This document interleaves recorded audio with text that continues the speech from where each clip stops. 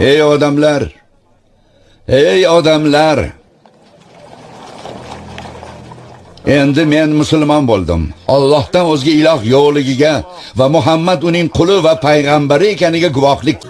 Umar ibn Xattob roziyallohu anhu.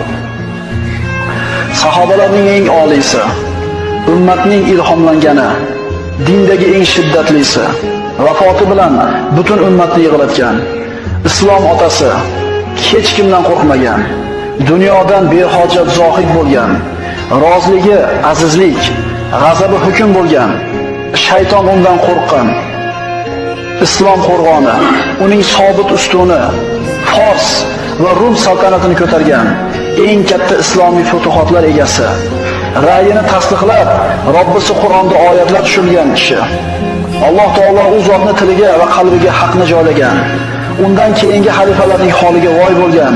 U tufayli ummat fitnalardan omonda bo'lgan. Uning iymoni bilan islom aziz bo'ldi.